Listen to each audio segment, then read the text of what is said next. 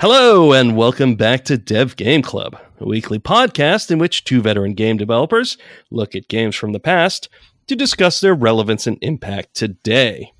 I'm Brett Duvall, and I'm joined, as always, by my co-host, a man who knows exactly what sort of business bears conduct in the woods. Tim Longo. Hello, sir, and welcome back. Welcome back to Dev Game Club. Yeah, I'm back. You may not be familiar with this, but it's a weekly podcast in which... Yeah, I got that from the intro. Oh, okay, good. Yeah, it was a really good intro. It really explained everything that I needed to know. Oh, good. Both to get back in and to catch up, and thank you. It's like a good short introductory cutscene to our adventure. It's the best segue I could come up with. But yes, of course, I know you're getting older and it's hard to remember these things, but we have, in fact, been a couple of weeks away from talking about Tomb Raider, the original from the PS1 era and the early days of 3D acceleration on PCs, which, of course, is how we're playing it today. So did your fingers forget what all the shortcuts were or all the buttons were supposed to be doing? No, it took me a little bit, but no, it wasn't long enough to where I when I left, I had stopped right as I started Egypt, so it was sort of a nice fresh way to get back into it. I did okay jumping back in. Okay. Yeah, and it's just, I kept the controls default on the PC keyboard, and I probably could have, fiddled with those some to make them better and with some sort of tool, but I didn't do that. And I just think controls on PC, I did that, but it didn't really help. Yeah, it's just cumbersome in general, so it's like I feel like every time I played, I had to, even if it was week to week, I still had to reacquaint myself a little bit to things. But it's absolutely the sort of game that I think needs, but benefits from a controller, because it's the sort of thing where you could come back to it after a couple of weeks, and if you're picking up a controller, you know exactly what to do. And when you come back to it and put your hands on the keyboard, you're like, oh, was this a WASD game? No, not by default, etc. So it was kind of I mean, it's keyboard controls by guys who were console players as well, so a lot of interesting choices. There are just multiple times when fumbling with the keyboard, specifically with like Alt and Control, and especially because to some degree, both of those buttons had some contextual elements to them, and so I longed for a controller multiple times just for jump, because I would mix the two up, or I would fumble, or I wasn't sure where my fingers were because I wasn't looking at my hands. And when you have that X button or that A button or whatever, it's just a lot cleaner. Also, I would find that I did them, and I this is not a thing that happens to me on a controller, but I would press the control key and then the arrow key, and would end up pushing a block instead of climbing up on it, or vice versa, which was the one thing I did repeatedly. I pushed the block in the wrong place. Now I got to pull it back out again. That was one thing in particular that would drive me crazy. Well, you can't interrupt it too once you started. Exactly. Far. Which is a thing that eventually I kind of learned, because at the end of it, she would often climb up on top because I'd still be pushing it or whatever. So there were definitely some issues there. I wanted to. So we had a few topics, and we'll kind of touch on the levels themselves as well, I think. But and it's a while for Egypt for me, so I'll do my best there. But one thing I wanted to talk about was traps in these games, traps and puzzles, and they're different, so we should probably take them one at a time. It's a different sort of feeling to me than most. Maybe it's not that different. We should talk about that. But then like a platformer or something like that. And so I'm curious, like, what's the purpose of traps in these games? I mean, you've worked on them, so what? Elucidate. I feel like we've skipped over some basics of the game in some ways by not talking about things like this before. So now's your chance. You're back. You're on the spot. Yeah, I guess so. Been out dodging bamboo traps in the woods, I'm sure. Yeah, out in the wilds of Washington State. So Yeah, definitely walked across some rivers, with on bridges high above them, or even logs that are not high above them. Yeah, I definitely felt. Yeah, that's a good point. I felt a little Tomb Raider out there sometimes, which is kind of cool. And to your intro, by the way, I do have a picture for you to prove to you what bear do in the woods. So, Oh, great, yeah, terrific. it's a terrifying picture of the results of those animals. I saw a lot of bear out there, though. I was really lucky. It's that time of year.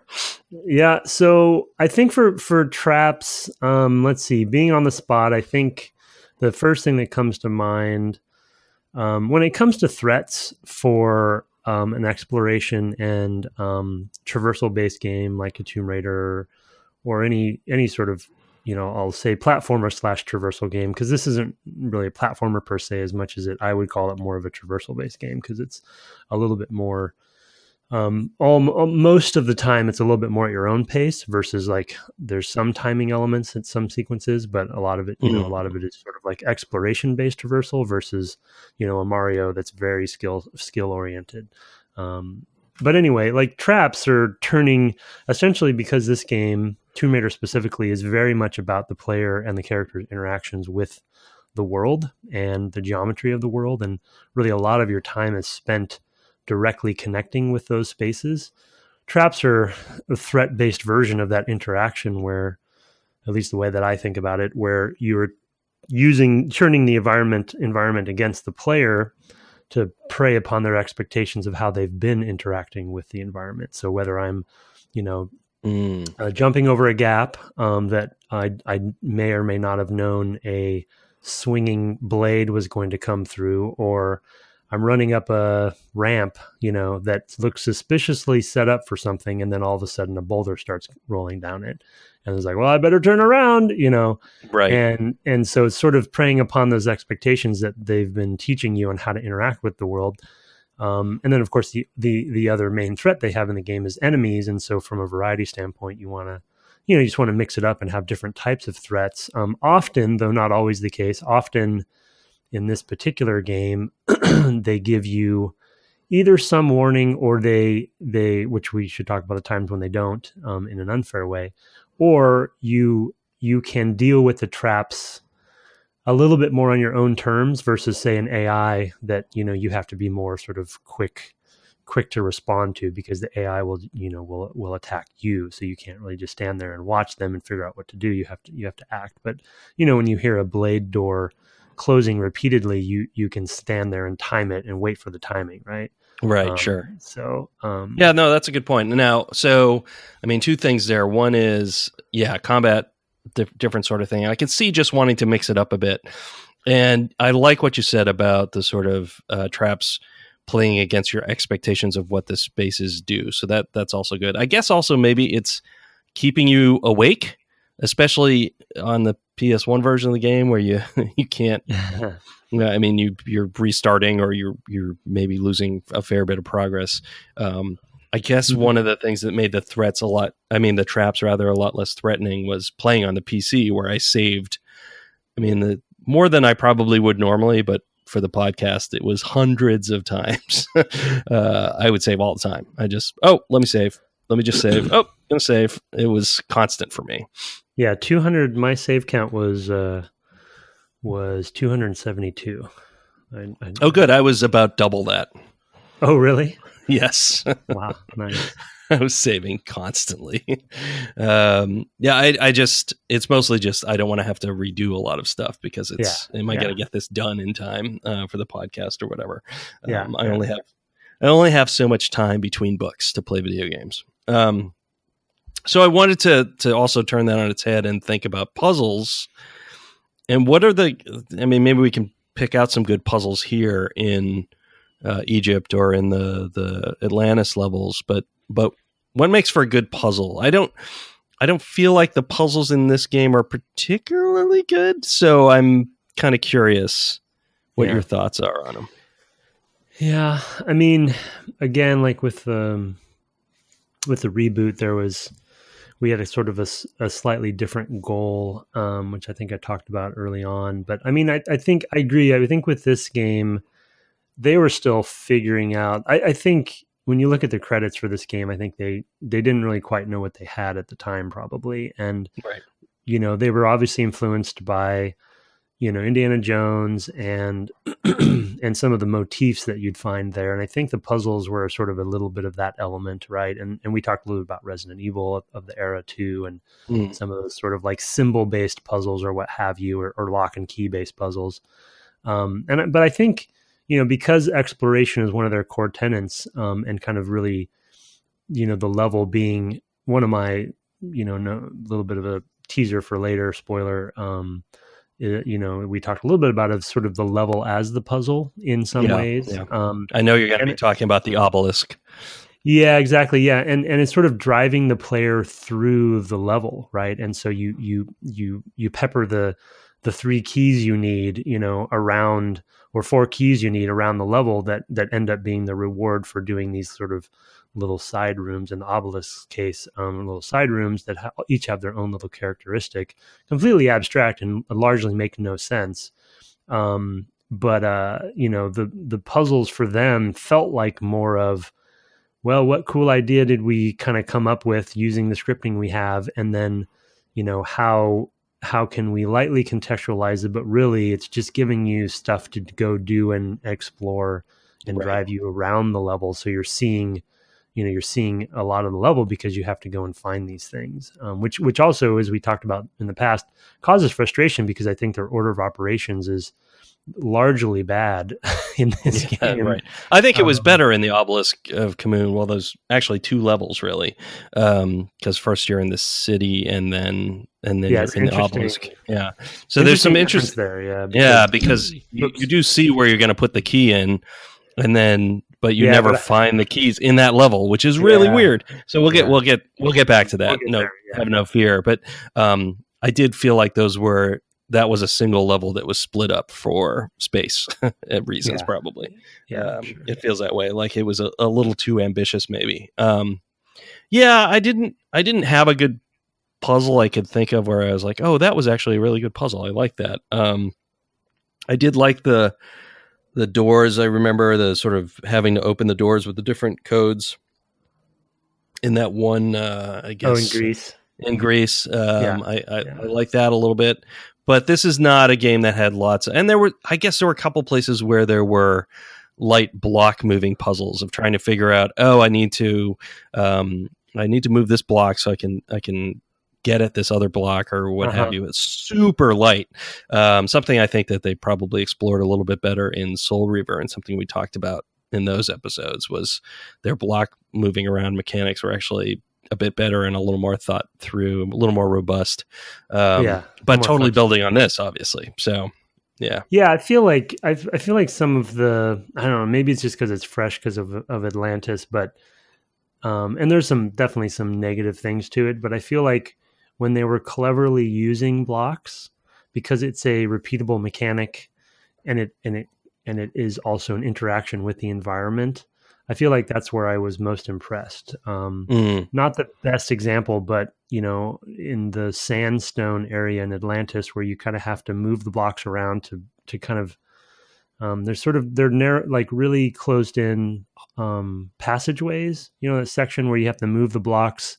Yes. One or 2 blocks. Yes, it's sort of a block maze with 2 levels, and it's in order to be able to get around to the places you need to in the level, you need to move the blocks around. That's a good point. I did like that one. I'd forgotten how involved that was. It took me a while to understand what was going on.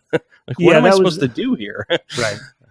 Yeah, that was the downside, I think, of it, is that the telegraphing is not great because you're really not. The only way you can figure out what to do is trial and error. There's no real good clues about what to do because you can't see the other side of the block. So you could push it the wrong direction and not know why it's the wrong direction. Anyway, but trial and error aside, I always appreciate kind of elegant puzzles like that use very economical spaces and mechanics that I know really well. Really, there's only 2 that one, I think the one where you have to push, and there may only be only 1 block. Couple blocks maybe, but not very many elements, but it's all just about kind of using really simple corridors and then like a door and a switch. You're like, there's that switch up there. How would I get up there? Right. and so you can create a platform for yourself.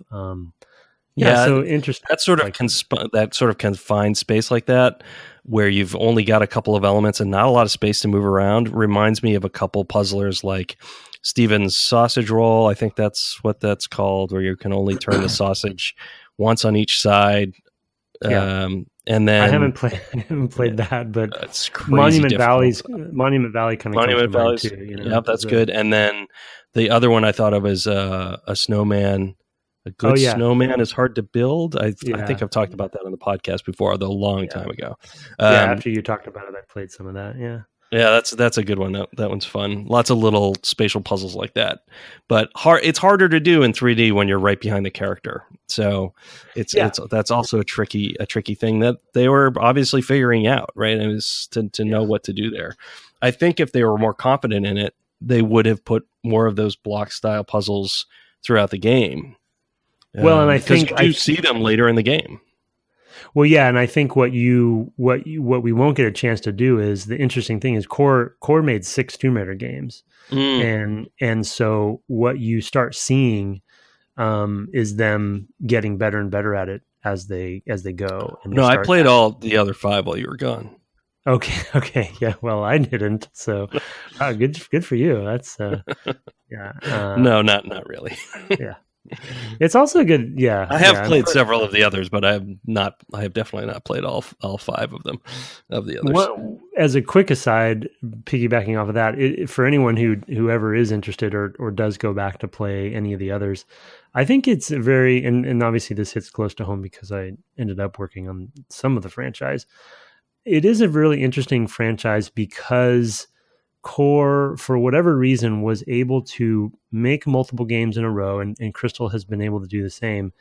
And they were very iterative. And so it's one of the best franchises where you can look game to game and you can really pick out, like I'm playing this game and I can imagine the next features that they would talk about adding, like crawling or climbing on a wall, these things that other games ended up doing first or doing because they did them, or in the high res cinematics, quote unquote high res, the pre-rendered cinematics, she's riding vehicles, and so it's like, well, in future games they add in vehicles, and so you can kind of see how they add. It's kind of a perfect example of a studio being able to iterate on features but keep a core, no pun intended, core sort of design in place. So if anyone ever, it's a really fascinating history because they actually turned the games around pretty quickly as well. So from game to game. No, I'm thinking of Tomb Raider 2 in particular having the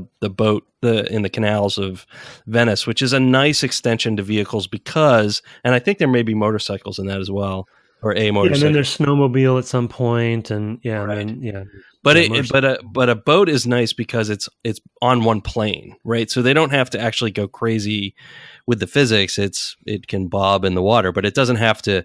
They don't have to do like 4-wheel physics, which is harder, right? And so it's a nice extension. Like it makes a lot of sense to do that. Yeah, I hadn't thought about that. Huh? That's interesting, and I wonder. Like I wonder to what degree you can track like the reviews and like, I wish I could do this, or this section was like this in this movie I saw, but it didn't have this, those sorts of things, Yep. They just kind of keep adding to the feature set in really kind of not, I don't want to say obvious in a bad way, but like natural ways, Right, sure. You're playing this first one, you're like, wow, I really wish I could do this. Like, I don't remember, I may be mixing up something like a Soul Reaver versus this, but even the concept of pushing a block off of a ledge, I think comes in later. And what you can do then with puzzles basically multiplies, right? Because now I can push a block, off of a ledge and have it change level. And, and Soul Reaver did some good block puzzles with that mechanic. Absolutely. Yeah. Pushing off ledges there. That's right. Yeah. You totally and then the irony of all of this is Crystal made Soul Reaver. Right. Has made Soul Reaver. And some of the same people worked on both. So, when they got Tomb Raider. So interesting. Yeah. Legacy. Yeah, no, for sure. Okay. The other topic I knew I wanted to talk about, because I think it's kind of interesting to think of, is there is a clear delineation between Lara in the high res cutscenes, as you put it, versus is showing our age versus Lara in gameplay, right? In terms of basically her coming across as a character. Now, obviously, she's rendered more or less the same way. She's still the same character, but we don't hear her ever speak in the game. In the game proper, she doesn't even really. I guess she might grunt occasionally for jumps. I don't even know. No, she must, does. right? Yeah. Okay. Yeah, and when she dies, some of those brutal. Yes, and she has some type things, right? For sure. But other than that, and you could argue that's not really even in gameplay anymore because you're dead. There are a couple in engine cinematics that she speaks in. Just a couple. When she talks to Natla. At the end there's the very end, right? She does speak. I think there's one. I think there's one with the first boss, the redneck guy.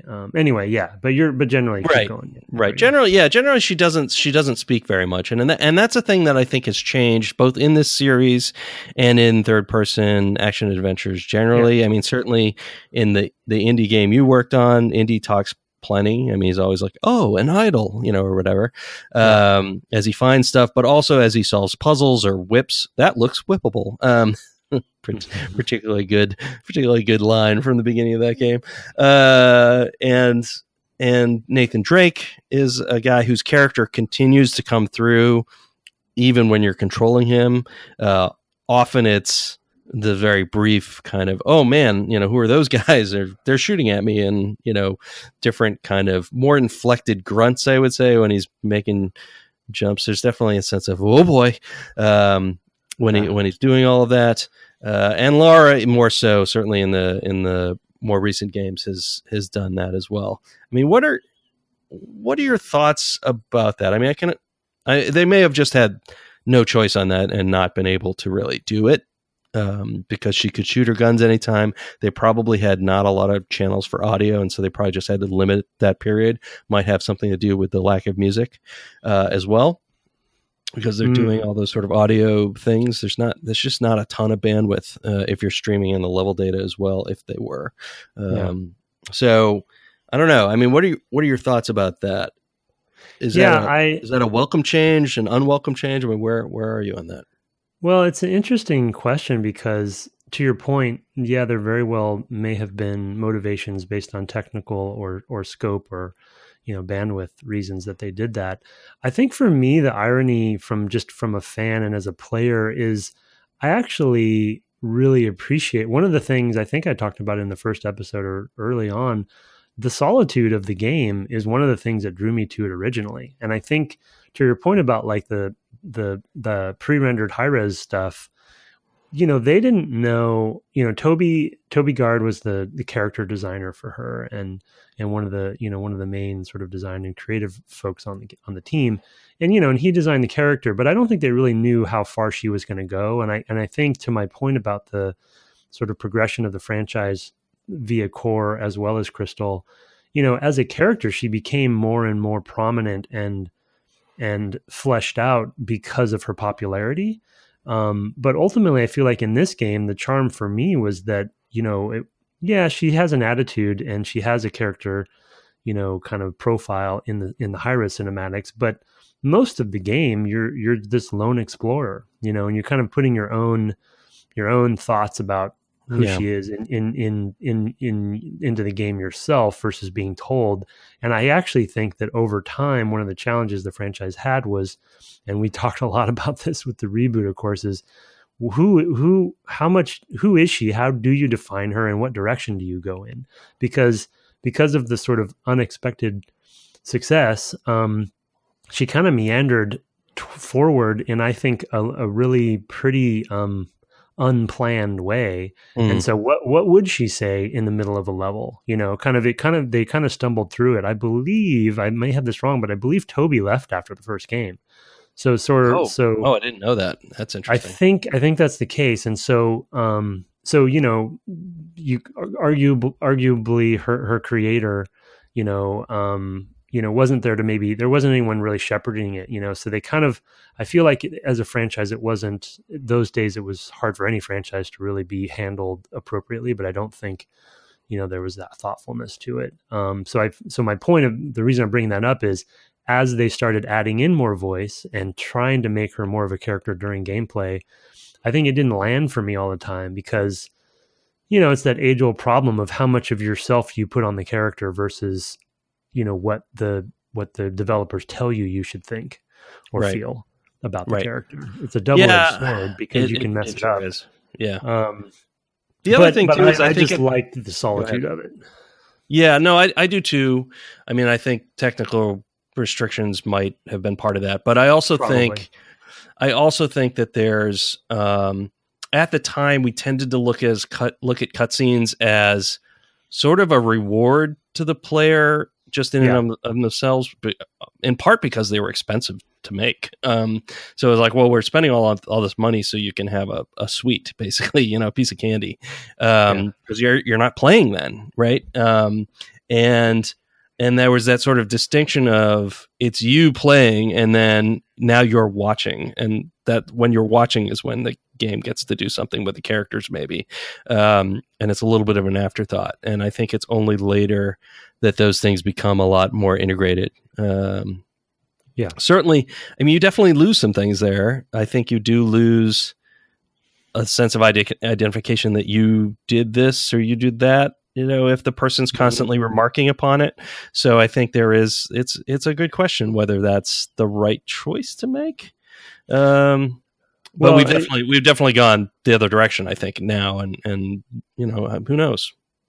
I think you make a good point on the reward that they were at the time. I think especially because and I think this is a perfect example. This game is a perfect example of that, as well as I'd say maybe Resident Evil when we played that. Even though we played the remaster, the original was even more the case that the high-res cinematics typically were the places where you would do things from the fantasy fulfillment perspective that you couldn't do in the game. So that's where you would, because you could just, craft it via, 2D frames essentially to do it, to show whatever you want, like her, driving a motorcycle off of a ramp into the water, to get to that yacht.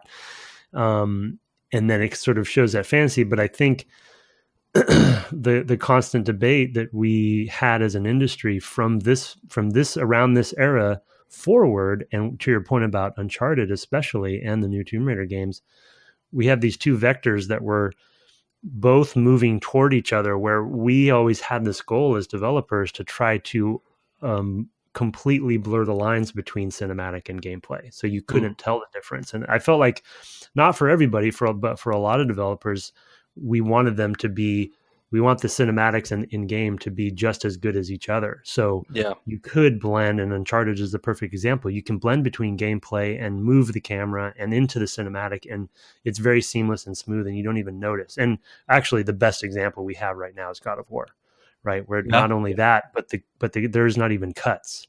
Right. So you don't even know. And so there's no difference now. You could say this year in particular will probably be marked as the shining example because of God of War, the new one, the 2018 God of War. Sure. Yeah.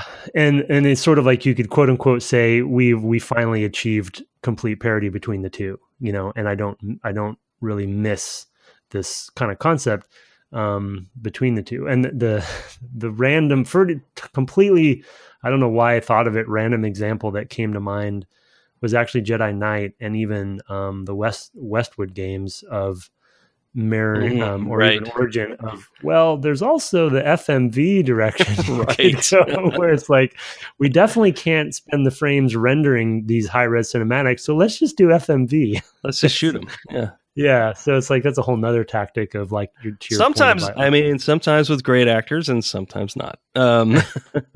Maybe not so much with Jedi Knight, but come on, Tim Curry, those old CNC videos. Mark Hamill too, right? Was that's right, and Wing Commander. Yeah, that's right. Yeah, for several of them, at least a couple. I can remember him in 4.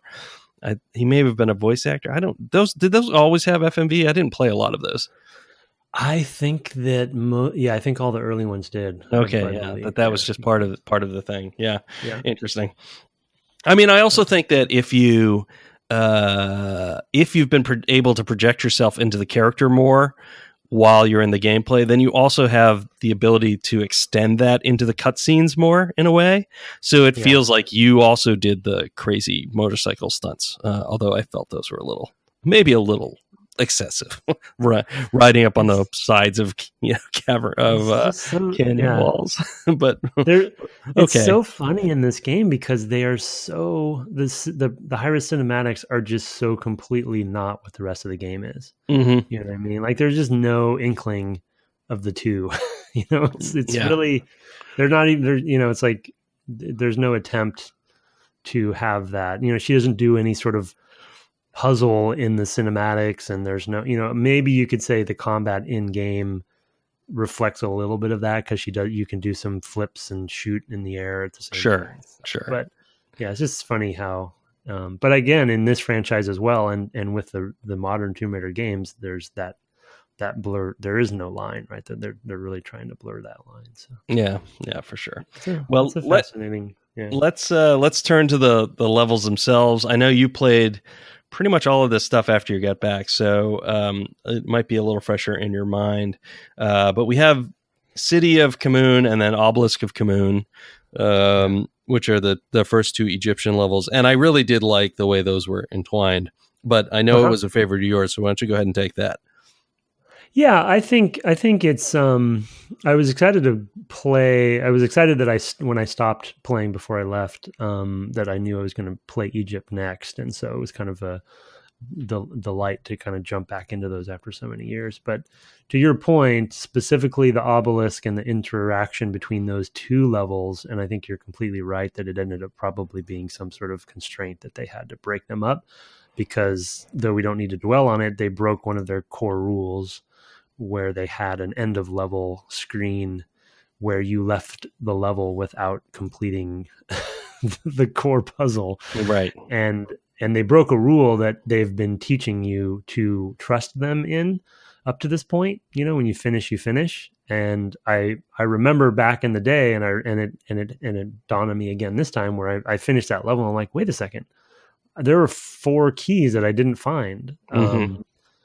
Did I fail, or was that like a secret?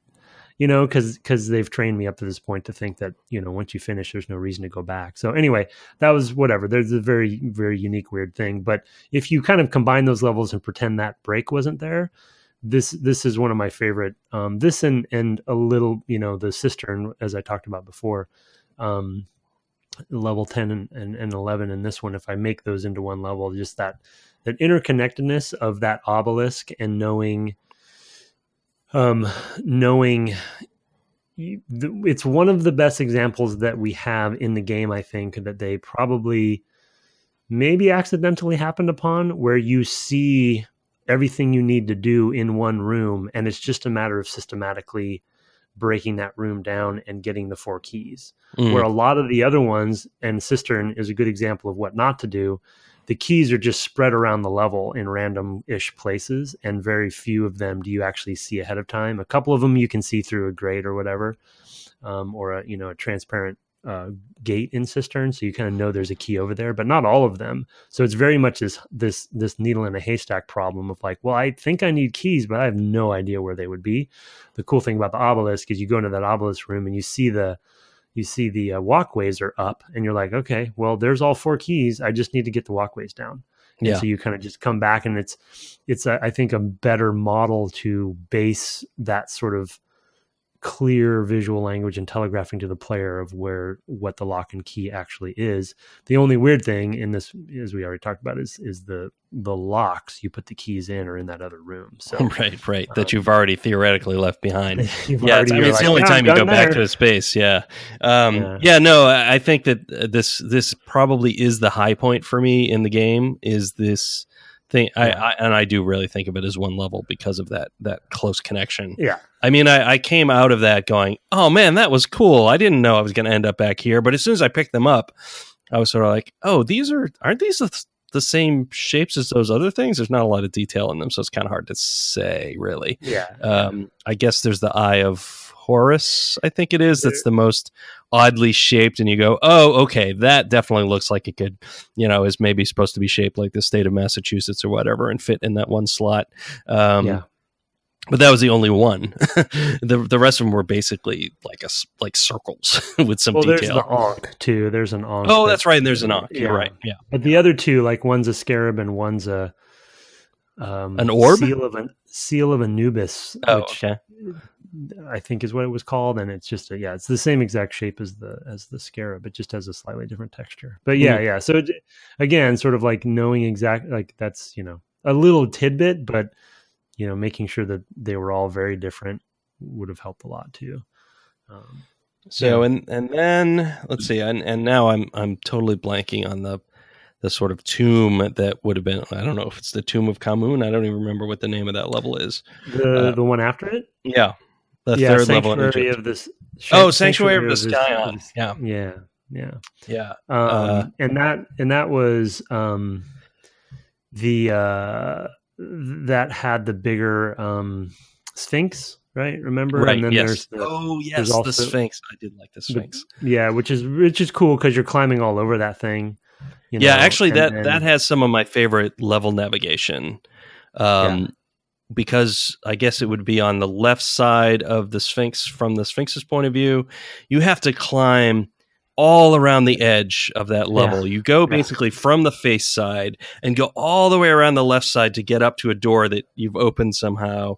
And I think you found some switches or something that open these doors. Again, not well motivated connection wise, but you got to that point and you climbed all the way around the side of that thing. And that I think is really when I love Tomb Raider the most, is when you go and you say, am I really going to go all the way over there from here? That seems insane. And in the pacing of this game in particular is such that you are making like these jumps that are a little difficult and a little crazy to think of. And thankfully by this point, you've learned all the spacing pretty well. I hate to think, if I had put it down for a couple of months between Greece and Egypt, how I would have fared at this point. But at least playing it kind of straight through when I did, back then, a couple of weeks ago, I just kind of did that pretty well. I mean, there were a couple places I probably fell and died, but it was pretty thrilling to just do that whole thing and have little traps along the way. That was definitely, from a navigation standpoint, that felt like a real high point as far as that goes. Yeah, I think that Sphinx room, the big Sphinx, is the ultimate example of their essentially navigation as puzzle. You know what I mean, and sense of scale. Because when they have some scripted cameras that happen, if you remember that. Yes, I do. The first time, I think. Yeah, even better sense of scale when you're sliding down the side of it and then seeing when you're on the nose of it and stuff, or the top of the head. But to your point about that door on the left side of the Sphinx's left shoulder around the edge there, the other cool thing about that's similar to the keys in the Obelisk room is it's one of the better examples of showing you your destination before you can get there. Right. Because you come out of the back of the head of the Sphinx and you're on its back, and the natural first place, and I think they tempt you with a pickup over there, like a full some ammo or something. A health pack. So you go and you pick up that health pack and you're like, oh wait, there's a door right there. And you're like, but there's a slope in front of it. So I clearly can't get to it this way, but you're pretty close to it. And those are some of the best from a level design flow perspective, like showing, and Mario actually does a great job of this usually too. They dangle the end point right in front of you, but there's just a little bit out of your reach. So you kind of have that like, I can't quite get there, but I can see there's a way on the other. So you're like, okay, now I have to dissect this room, which is enormous, like you said, and then systematically figure out how to get over there. And of course, in this case, they just make you go around a whole big circle. Right. Not only do you have to go kind of halfway around the room, but I even feel like you have to go, I guess, clockwise a bit first, even to get up, so you can go counterclockwise all the way back across the room.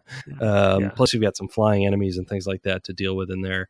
Yeah, that was definitely a high point. I wasn't crazy about the statue room after that with the two big, I guess, Horus and Anubis maybe, or Set. I don't know who they're supposed to be, because it's not really high enough poly to be able to say, oh, that's clearly a dog versus a jackal or something. But the water level that was a bit of more of a throwaway kind of room. Neat that they were pushing their engine to do that, but also just not super well motivated or like. Yeah, and I think no, go ahead. I was just going to say that was that they dabbled in water manipulation a few times in the game, but I think the pun intended this time, the high water mark for that was the cistern when it comes to kind of giving a sense of a little bit more context for why the water was rising and how it was rising, and have it all interacted with the level. The cistern is still my favorite for that, and this one was water manipulation, but kind of didn't really make much sense and kind of just thrown together. Yeah, I also had a weird thing where, and this I think is a quirk of the PC version maybe, but often I would, and I realized later what was going on, but often I would hit the control key to activate a switch, and I would see a door open, and then because I would just put my finger on the control button, I would just leave it there. I would see the door open, and then it would immediately start to close again, and I'm like, what am I doing? Do I have to find a way to hold that open? And I'd go and I'd spend all this time trying to figure out what I'm doing wrong. And then I'd go back and I just tap the button and it would just open. Were closing it. I was closing it because I had left my finger on the key, it's very finicky. And I noticed that later in the it's actually the next level, Natla's Mines, which we need to talk about. But there was a place where that you have to put these 3 fuses in, and it was because of this prior level that I realized, I can start moving to the other one as soon as basically I've hit the button. She's played the animation to put the fuse in. I can start shimmying over there or sidestepping over there while it plays its little in-engine cutscene, because I'm not going to have to, because it's just going to let me move. You can actually see her moving in the background. But that's what was going on. I did this several times. This wasn't the only level where I hit the control key. My finger is just leaning on it. I was playing on my laptop and the keys are pretty sensitive, and I just don't even notice that sort of thing. A controller, it never would have happened. Again, probably a better game for a controller for a lot of reasons, but that's one. So the funny thing about that I made a note on, I had forgotten about it until you mentioned that problem you had. It's an interesting sort of puzzle usability question of, because what ended up, for better or for worse, ended up happening with basically lever-based mechanics like that is, and this was for usability largely, though it doesn't maybe make as much sense as it does in this game. There's no reason in most cases why you would want to close the door again. Right. So what would end up happening is, like, once you open it, it just stays open, right. And the switch doesn't work anymore. And though that doesn't maybe make logical sense as much, that sense of I'm chipping away at the puzzle or the problem, and I'm only making forward progress versus I can, screw myself and close doors and not realize I did something wrong or whatever, because sometimes you're not even sure if the switch is up or down. So it's like, is this the open state or the closed state? Right. So well, and the other thing is, because she's not visible when you hit that switch, the state doesn't actually visually change. Yeah, you can't on the tell. switch, so you can't tell because she didn't animate it, because it's off screen. Why would you animate it? So there's like some optimizations that are happening that also get in the way. But I mean, it does point out again why that obelisk room is so good, because the things only can just go down and they never come back up. And you get it, like, oh, I did the thing, right? And you don't have any reason to put them back up. And it just, here's the funny, you can put it back up. Oh, you're kidding. Yeah, I tried just to specifically for that problem. I was like, well, I wonder if they let you just. That's awful. I know. It's like, but it's a good point of, like, Well, scripting wise, it makes sense. Why not Sure, just let it sure. go up Well, and and you down? need to in the cistern actually, if you do things in the wrong order. So, Yeah, that's true. I guess so. So but that's there the is only case in the whole game. well, that's the other. So, I mean, we shouldn't deep dive too much in this, but one of the biggest problems in this We're in the game is cistern and just, we're deep diving. Got it? yeah, got it. Damn it. They're never intended. It's just they have, it is a good example of, of sort of bad design choices where there are multiple examples of inconsistent rules where they break their own rules, right? Whether it be doors that open by themselves if you get close to them. Oh boy, yeah, that was versus another one. doors that are Just put that timed. check mark right now. Yep. Yeah, they have no indication of timed doors versus not timed doors. Yeah. So you can be like, I open the door and I usually open the door and it stays open, and then I get over there and it closes before I get to it. Yeah. I was like, wait, this one's timed? Yeah, right. Why is this one timed? Yeah. So we don't have to go into every example, but there's just, I'm sure anyone who played along with us saw that, that's like old school 101 lessons that you shouldn't be repeating. But yeah, for sure. Yeah, so Natla's Minds did those two things. One that we haven't really gone into in great detail yet, but the first thing I'll just reinforce is that was where I picked up on the door rules, where there was a door that I ran up to and it stayed closed, and so then another one that I expected to behave the same way. I'm lost. I'm like, what am I supposed to do? I've gone everywhere I can think to go. Oh, look! It turns out this one door, if you run up to it, it opens. What? Why? So yeah, I ran into that here, and I specifically noted that. It happened in Atlantis a lot too. Yeah, in Atlantis generally. Yeah, with all those flesh doors, which yeah, some of them were open on approach, and some of them were yeah. So that's pretty messy. But this is something we alluded to earlier, that Natla's Minds made me think that if an ancient Greek person were to play the Greece levels, or an ancient Egyptian person were to play the Egypt levels, aside from being a little bit wowed by technology, they'd go and look and say, wait a minute, that doesn't connect up to that other thing. That doesn't make any sense. We would never build a thing like this. We would never build a thing like that, because the minds, in terms of how the level design works, and when you throw a switch, what it changes in the level makes almost no sense whatsoever in really any case. And so I blame you for that, because you're a level designer. So defend yourself. Well, I mean, you had a good point about this before. I was going to say, to be fair, I've already mentioned that I think that the conundrum, and again, I think I maybe mentioned this when I brought this point up before in earlier episodes, but one of the reasons that we talked about the direction that we went in from a high level perspective for puzzles in the reboot was to sort of start solving, at least attempt, though obviously you never quite succeed at everything you want to do, start trying to attempt to solve this problem in trying to motivate through, whether it be physics or buoyancy or things that people understand inherently, motivate puzzles always in that way, versus the abstract kind of ancient machinations of some sort of crazy clockwork thing, which people definitely love those too, and they should be present too. But the mechanisms and the utilitarian aspect of how it works should always be strived. We should always strive to explain it. But my point earlier on was that Natla's Mind, I forgot actually about Natla's Mind, is the perfect example of the more realistic you make something, the less that these puzzles are going to work for it, because it breaks our brains, because the logic, is just not there. Where with the willing suspension of disbelief is better for us. Like you said, with the ancient stuff is like, well, those crazy ancients, they're just trying to throw us off the scent, right? Right. And they're protecting their riches or whatever. Yeah.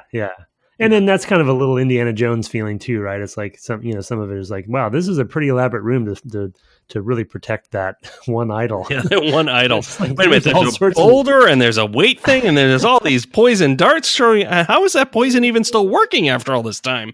Et cetera, et cetera, et cetera. Plus that light thing. How would they know the light was still going to be shining through this hole and that wasn't going to be plugged up? Yeah. Yeah. Don't think too hard about it, because it Really none of it makes sense. Yeah. But they're just taking this to the nth degree, and it's okay in that case because, like you said, our context is completely different because of our perspective. But yeah, once you start, and this, in my opinion, gets worse throughout the series for Core's games, because they continue going to modern, quote unquote, modern-ish places, Right. And it breaks down every time. You know what I mean? It's like, well, we're in Paris, I think is one, or maybe it's Venice, or both actually at some point, I think. And you're like, what is going on with this room? Why am I pulling this lever right here? Yeah. And that was mine. Oh man, that's a rough level. It's funny to have Egypt be so good, and then and then the start of this is quite bad. Yeah, I was not a fan. I was not a fan of Natla's Mines. I have to keep looking because I'm like, Natla, it doesn't. I don't know, for some reason that name doesn't stick in my head. But I did like it off of Atlantis. I know, but that's why it keeps getting stuck. Like I'm not I can't have to look and be like, it's not Atlanta or Atlan or whatever. But in particular, when you pull a switch and the boat backs up, I'm like, what? What are you even doing? But we can set that aside. I do like that she starts out without her weapons. She has to regain them. So there's a whole puzzle. It's well motivated. It just, in terms of why she needs to do what she's doing, it's just the individual interactions themselves that make a lot of sense. I do remember enjoying, and I don't have tons of notes about them, but the other stuff in Atlantis. One of the things I did like is the introduction. They're still introducing somewhat new mechanics, trying to use, and the rendering's not entirely up to it, but with the pyramid where you can climb up by jumping from sort of bald patch to bald patch, places where the siding is fallen away or whatever. You have to do that in a couple different places, and it has a very almost Mario feel in the way it escalates, because at first it's just, I can jump here, and then I can jump there, and then I can jump over and I can slide down to a spot, and then later, although it's a door that's suddenly a timed door for no reason, you have to do it under timing and under threat of boulders rolling down and things like that. So you have these sort of like just a multi-stage thing of learning, I can do this thing. Now I can do it, but I have to do it quickly. Now I also have to do it quickly, and there's things coming at me. So that was just kind of an interesting progression that it's maybe, one of the nice things with an abstract game like a Mario game is that you can just put those things right next to each other and it totally is fine and makes sense. And it maybe doesn't always in a game that's meant to be in a setting that could actually exist in theory. So you can't just have like 4 pyramids next to one another and say, well, you're going to slide down each part of this. You kind of have to motivate why you're having spaces like that. So it adds some spacing that might not be there else in other sorts of games. But I still liked the feel of like, I'm learning to do this challenge in different ways, or it's adding a level of challenge. So I thought that was kind of cool. Mm-hmm. Yeah, I always appreciate the pyramid level. I think it's called the Great Pyramid or whatever. I think you're right. Yeah, that sounds right. That big central room that you're. You start kind of at the bottom of, and you go into the walls. Right. It's a really huge room. You know what I'm talking about? There's kind of this big. And every time you get up to a level, you're jumping across a gap to get to some other thing, to go to some other tunnel that are going to take you up to yet another level. Yeah. Yeah, you can see down where you were. And then you're going to have a big fight at the top. So. Yeah. So that was a good. I always felt like I always appreciated that level because it really, that sense of escalation and just kind of like accomplishment, of just like, okay, I'm systematically, the level is all built around this central shaft, and I'm gonna eventually get up there, and it makes the jumps across those little gaps, that much more precarious and stuff. So that was cool. It's. The whole, I did have a small note that I wanted to mention that there's, I don't know, I'm trying to think if this still happens today. I feel like probably it does. And I just can't think of an example, but what is it with the ending sections of games of this era? Like we've played a lot of them where quite a few of the sort of notorious ones. Like this one with all the flesh stuff and like all the weird Atlantis sort of the way that they've chosen to represent it. And then you have like the end of Half-Life, you have the end of System Shock 2. Yep. It's like all of these weird, even the indie game I worked on, right, which was the level I worked on. It's like, right. Why do we have to end in this sort of these completely out of left field weird ways? Well, I mean, to be fair, I think the Indiana Jones one is actually better motivated and the sort of thing I'd like to see more in games, and not like flesh, which I'm not like. But I think it goes back to Doom, because doesn't Doom, or maybe Doom 2, end in like those very fleshy levels in hell? Mm. And I wonder if that's.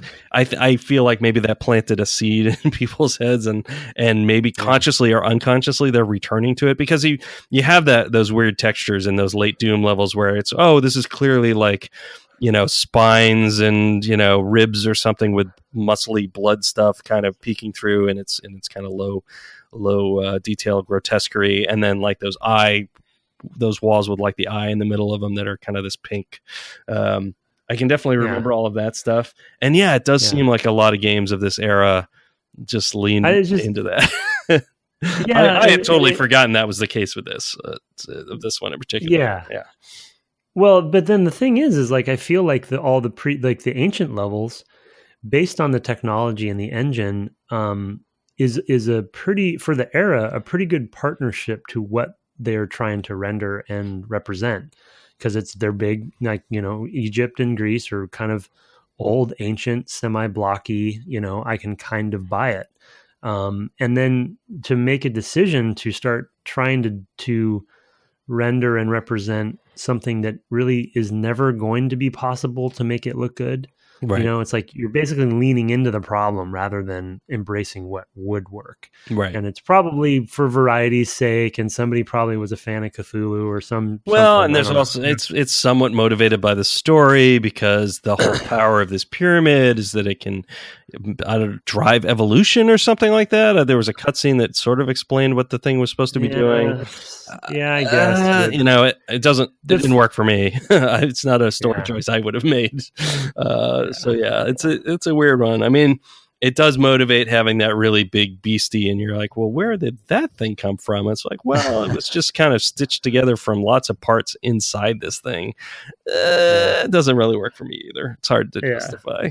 I think there's probably something of the 90s era that we could probably map, kind of cognitively influenced through something of the era, because I think probably was in other mediums as well. That's true. Maybe, you know what? This is a good project out there for you game design students. I'm going to throw this one out there. Go back to those 90s. Find where's the game that starts this, and what are all the games that it turns. There could be a thesis in this for you. I'm telling you right now.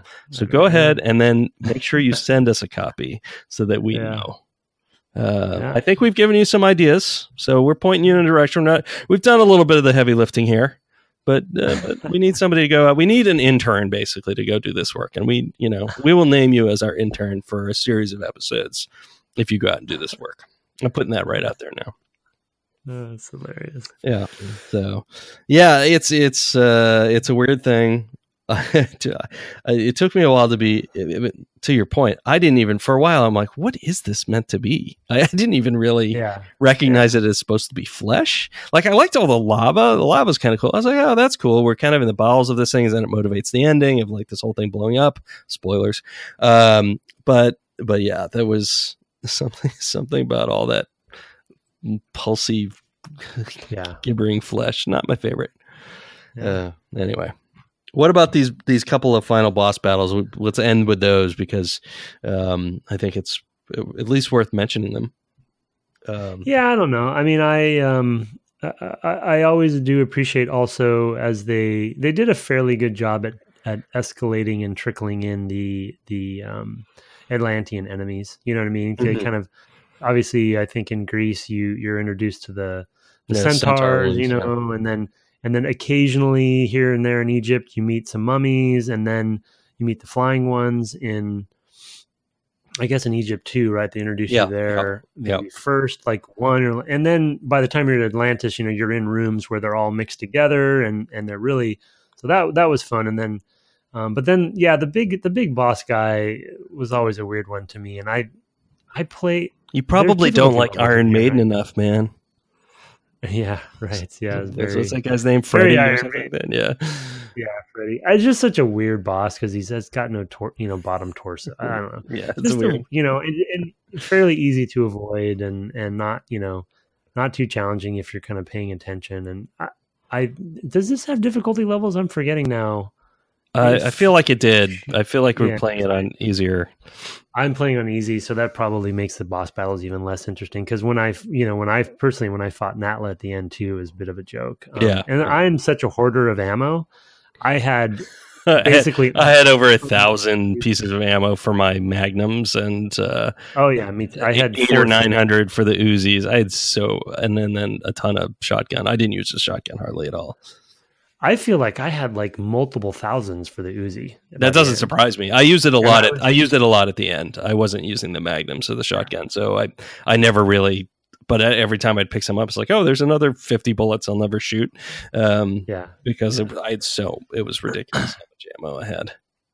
But I just laid into them with the Uzi in both cases, and it was fine. Yeah. So. No, I mean, I thought it was neat to have the flying enemies. It was a good addition generally. Kind of interesting. It maybe shows a little bit of the limitations of her, like sort of just point her body at the thing because maybe doesn't look the best.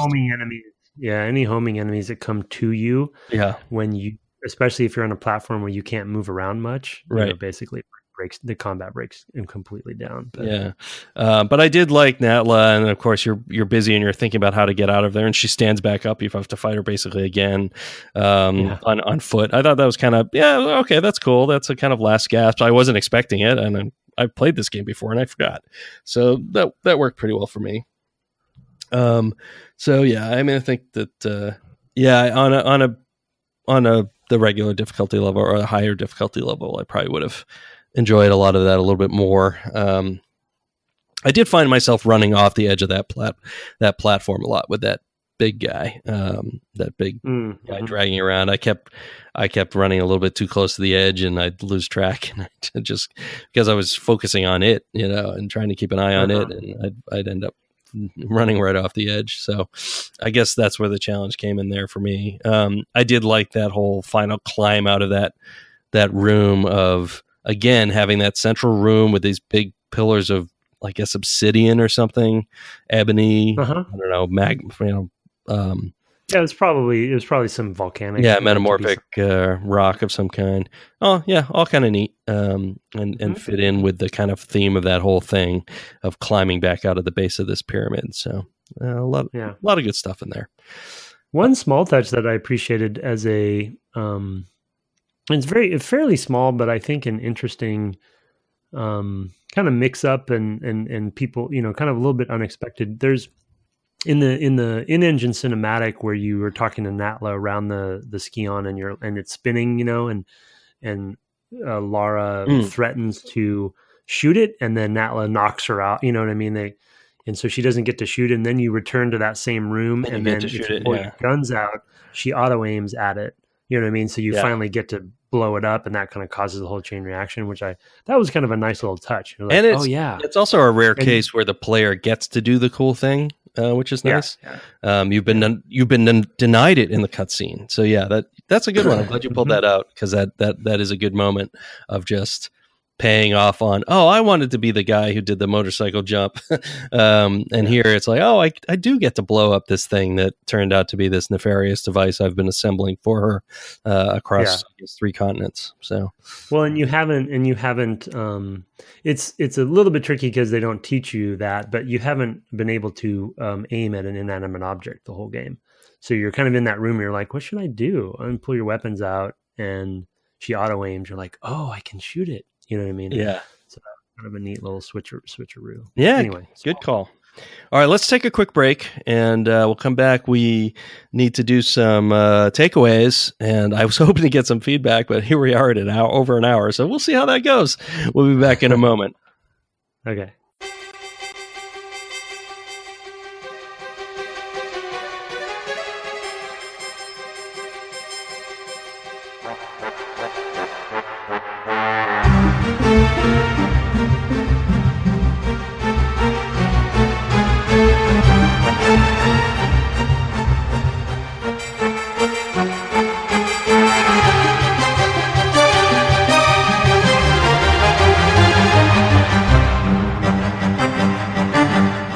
Welcome back from the break. We are, of course, at the end of a series discussing the game, and we're hoping to have some further discussions on it in the coming weeks.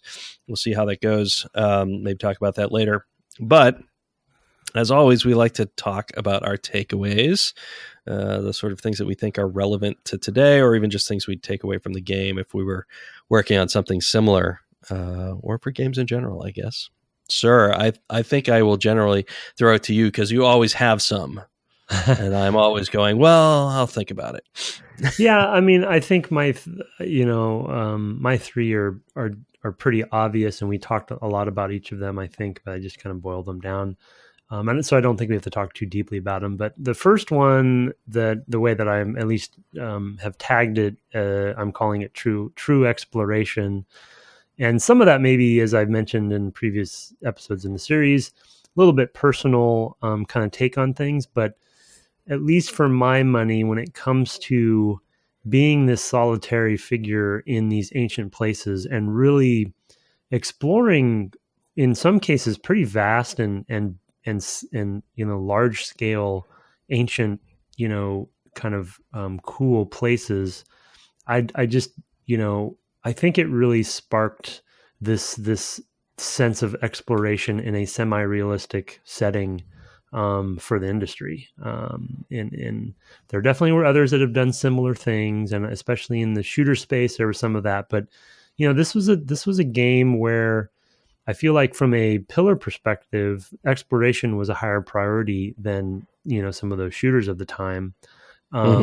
Because there's times when you're not under threat, many minutes, when there's not an enemy encounter or even a trap, where you're really just trying to piece out where to go and what to do. And that, whether intentional or not, I think that was a bit of a bold move. Even in Mario, there's always sort of an enemy right nearby, and you're maybe aren't under current threat all the time. And technically you can kind of just stand there and look around for a while and not feel under threat, but it's just a different context because it's just more of a playful environment, and some, the platforminess of it is just way different. And here, you're going to spend multiple minutes in one room, just kind of like that Sphinx room, just to try to get to this one door, Yeah. And I loved that aspect of the game, and I think why I fell in love with it at the time. Yeah, for sure. I mean, if you're going to do a licensed game without being able to get the license, this is the way to do it.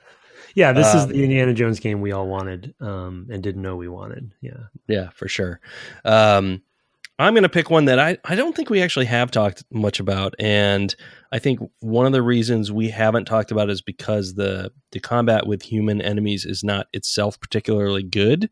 But one thing I will say in its favor, and one thing I've always appreciated about this game, also the anniversary edition that Crystal did, I think did this particularly well, is that all the human enemies have names. And you sort of, as a result, you sort of care about them dying way more than you do in almost any other game, including sequels to these games and the descendants of them. So, in a movie like Indiana Jones, any of the Indiana Jones games, you have certain characters that you identify and know. There's also a lot of fodder. So it's interesting that in this game, and I'm sure there's something about limitations and etc., but there are only a half dozen human characters that you have to fight, and they do show up multiple times, like Dumont or DuPont or whatever his name is in that first in the Greece sort of area. Larson shows up towards the end. So there's these, and of course, whatever her name is herself. Is her name Natla too? Natla. Yeah. Okay. the woman, the main lady.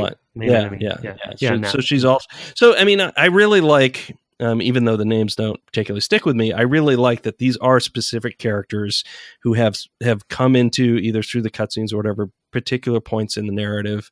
And it's not, you don't show up and there's 300 guys you have to kill and one guy who has a name. It's, oh no, there's 3 guys in the game that you have to kill. And they all have names. And I really appreciate that. I think that part of that is down to their technical limitations, but we're living in a time where we have very few technical limitations, and yet that's one of those things that we never really address. And I'd love to see that tackled better, kind of going forward. So, yeah, that's a good pull. Because the fodder was relegated to the animals and stuff and creatures, and so the humans really stand out. In fact, in the generally the humans in this game are called bosses. So it's like right.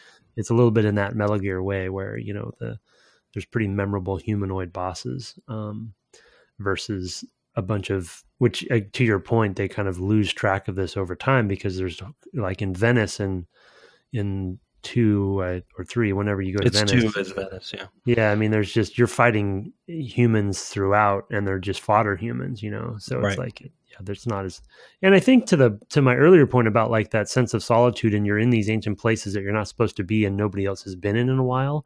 When you see another human in the same ancient place, you're like, oh, they're also out of place, and you didn't expect to see them there. So, they're kind of a badass if they're here too. So, because no one's been here for, thousands of years or hundreds. Yeah, they're like the Bellic, right? Or whatever. So yeah, exactly. Yeah, it's good. All right, give me your number 2. The number 2 I have that we shouldn't talk too much about because we talked it to death is really my appreciation for sort of the concept of the level as the puzzle. They definitely have small and medium sized puzzles as pieces throughout the level, but the sense of having the macro sense of a level be multifaceted and multi-step, a multi-step process to sort of essentially almost every time just get out of a door. Right. It's like I have to go through multiple steps and the interconnectedness of it, the cistern being one of my favorites. And then the obelisk, as we've talked about, the commune stuff being another one where it's sort of like, it's all kind of hearkening back to this one room or this one sort of central feature or focal point, and then it's just how do you kind of unravel this puzzle box, to mix my metaphors, and kind of just if the and again some modern puzzle focused games do a great job at this same sort of motif, but in different ways, like we mentioned, like Monument Valley or something like that, where literally the level is the puzzle and you're kind of it's a similar kind of abstract motif, but that was another takeaway for me. Yeah, no, absolutely. And it's something I always appreciate in level design from sort of character-based games in particular, to have these spaces that you keep returning into or you see from a different angle and something now makes sense to you. Yeah, that's definitely an honorable mention for me. I knew you were going to say it, so I didn't take it first. I was tempted to take it as my first one because I thought that combat one would probably get away from you. So I guess I'll go for my second one, to be leading with a strong female character. Now, she is admittedly very sexualized in this game, which I think is not great. And we talked about it in the first episode. It's one of the first things we talked about. However, she's nonetheless strong enough and maybe even enough of a cipher in this first game to be a character that is still with us 20 something years later. And that's pretty amazing. That is a very rare thing in video games, to have these characters that have that kind of longevity. Snake is one of them, even though he's multiple characters kind of in a way. And we're not even going to get into it, but you know what I'm talking about. It's not even in a way. Don't get me started. Jeez, I know. Or V, I get it. I'm fine. But there aren't tons of lead characters who are actual characters who have names and backstories and whatever that we've managed to keep around. I mean, I guess at a stretch you could maybe also say Doom Guy, but that's a stretch because not sure how deep that lore really goes. But I do really appreciate that about this series, and I think it's great. I mean, of course, you also have your mascots like your Marios and what have you, but this is in a sort of realistic game with a meant to be somewhat realistic character that has managed to stick around for a long time, I think, because of such strong character design and also sort of the underlying strength of I don't know. It's partly like a final girl kind of story in the sense that she's tough enough to get to be the one that survives and things like that. And I think that the most recent reboots they've kind of played on that a little bit more. But yeah, I mean, I think she remains a fascinating character, and there's a reason why we keep revisiting her. And so I think that Lara Croft is herself really a thing to take away from this. If you're going to design a character, you could do a lot worse than Lara Croft, even with some of the problems that this first incarnation has. So, yeah, it's a good one. Yep. Yeah, my last one is kind of a bit of a two-part, and it's really sort of the commitment to high fidelity and realistic animation and moveset. So it's kind of on the mechanical. I wanted one to kind of talk on the mechanic side. Yeah, no, good point.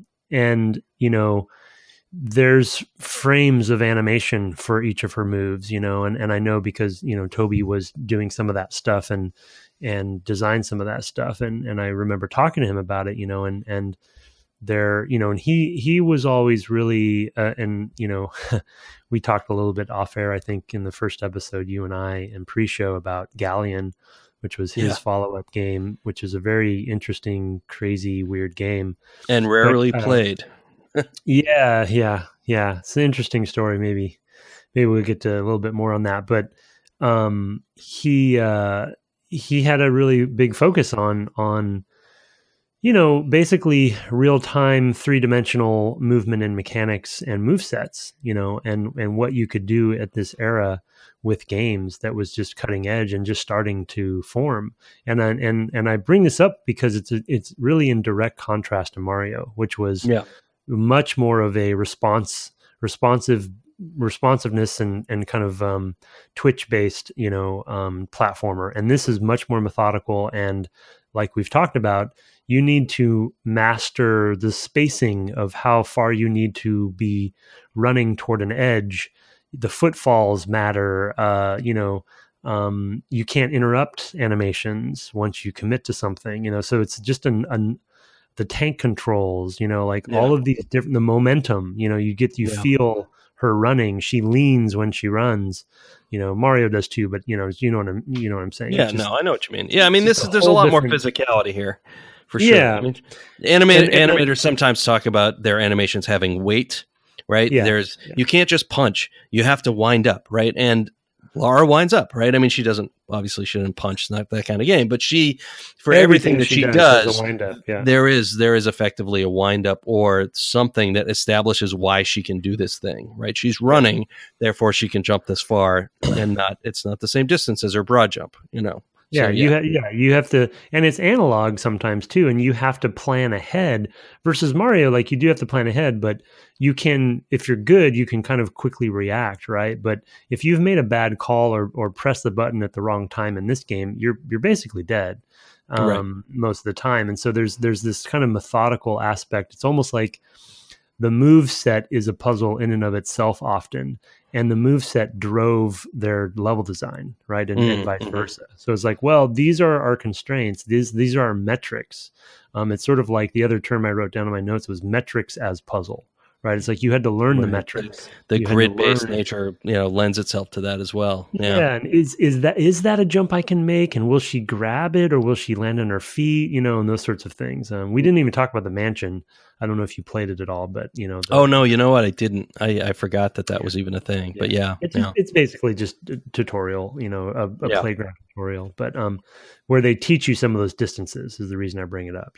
So But it's not that effective. But anyway, yeah. So that was my last one. Just sort of like the move set and the difference in this time, in this era of their approach versus other platformers. Closer to obviously like a Soul Reaver, but even Soul Reaver had some more responsiveness than this. But yeah, no, for sure. That's a good one. That's yeah, I'm glad you brought that up, because that's something I probably would have maybe come up with had I thought about that a little bit longer. I know I can trust you to get those. Yeah, for sure.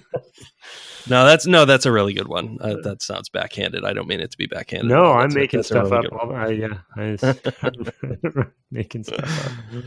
All right. Well, we are not entirely putting a pin in Tomb Raider, although we've played the original game.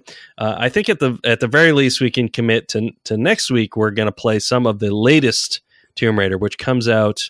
When this comes out, it'll come out about 2 days later, and so we're going to have a bonus episode and just talk about maybe some of the things that we see in this original game, and how we see those things turn up in the newest games, and what refinements and such. I think some are obvious. It's just purely the march of technology has made for some interesting changes. I mean, if this were two movies made 20 years apart about Lara Croft, I don't think you'd see as many differences, but maybe these particular 20 years, hard to say.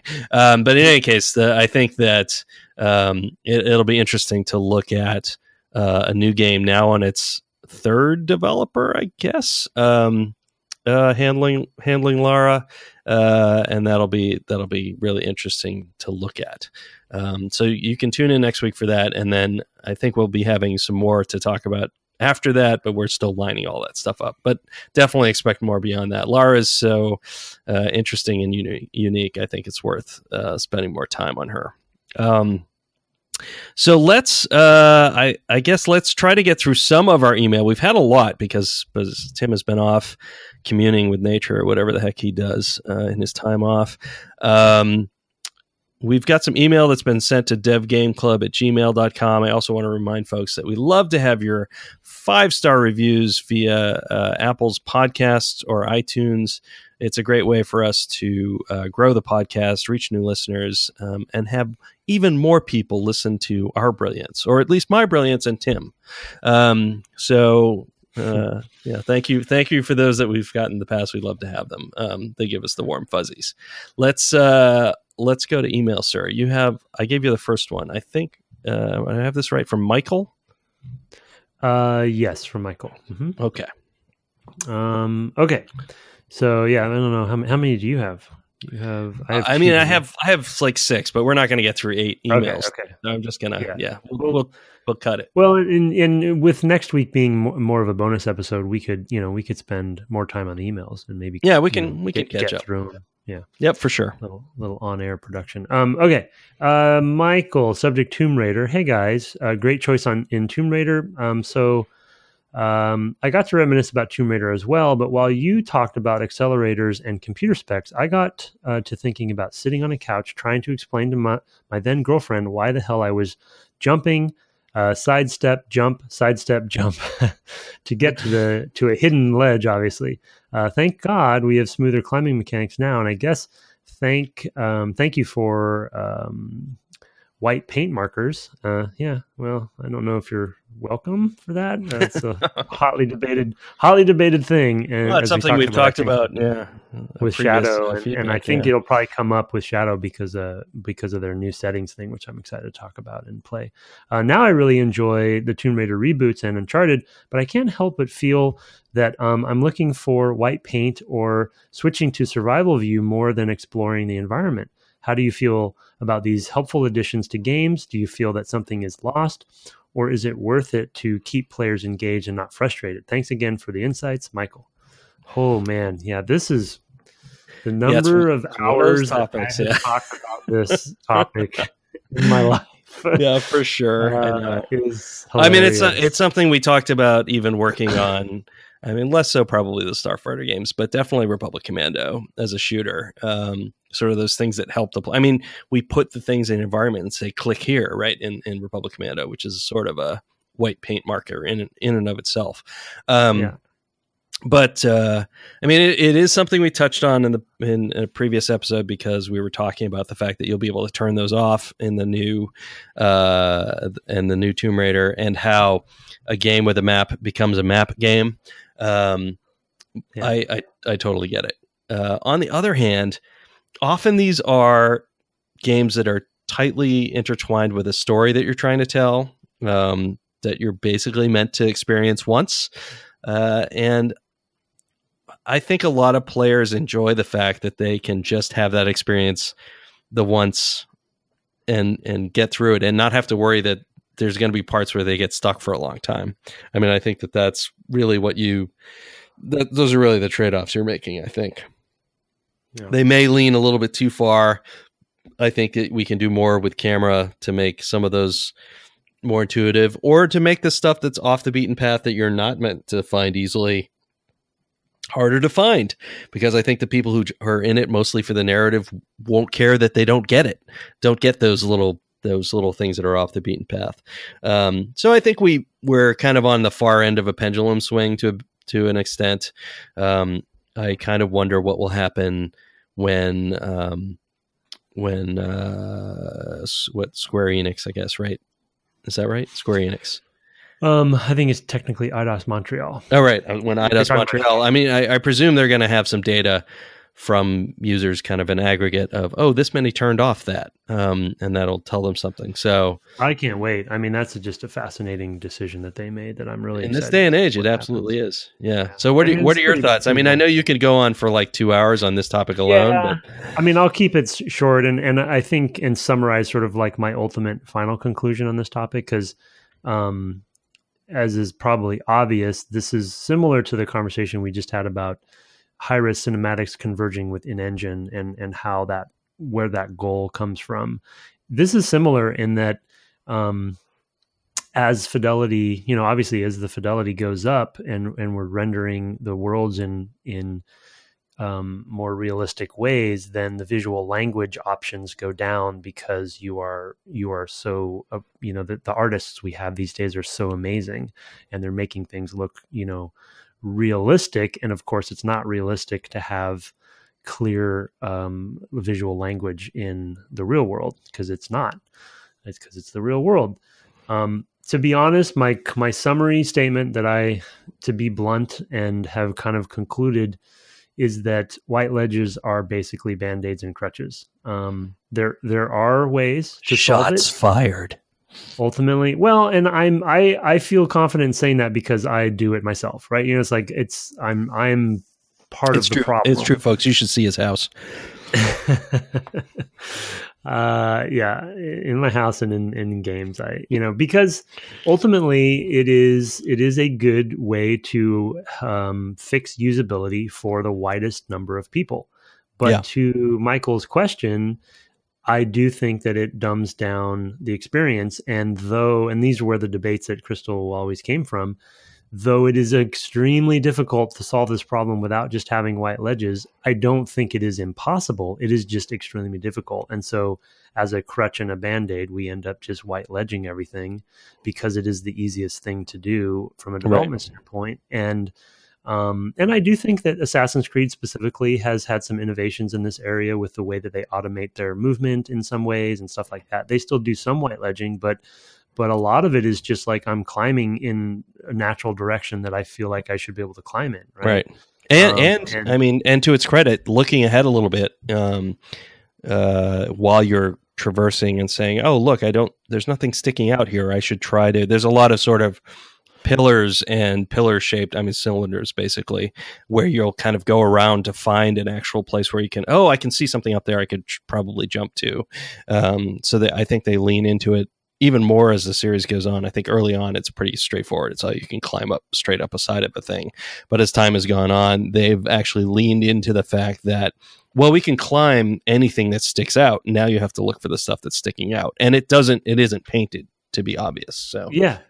So I think it is. Yeah, I think it is solvable. I think the other thing that it would be interesting to see where Shadow goes if they do any of this. I think the other answer, in my personal opinion, lies in not completely linear paths. And that's what Assassins goes for some as well, in that, Mm. where it's not like I have to find the literal exactly this one way to do it. It's actually, I have a few different options, and it's a little bit more kind of play as I want to, you know what I mean? Yeah, no, that's a good point. More of like a macro traversal puzzle rather than just this micro where it's like I'm literally. It's not meant to be a maze wall or whatever. Yeah, exactly. Yeah, it's not a maze as much as it is sort of like a hallway, you know, in an abstract sense. So anyway, some branching paths to throw us back to, I don't know, Deus Ex, I guess, most recently. No, that's a good point. I hadn't thought about that angle. It's something that we don't do a lot of, or the industry. I shouldn't say we, because I've never made a game quite like this. But it is something that I don't think the industry does a lot of, to explore multiple ways to get to the same goal. And I think that is an interesting space for people to play around in. That's interesting. The typical problem. I like that idea.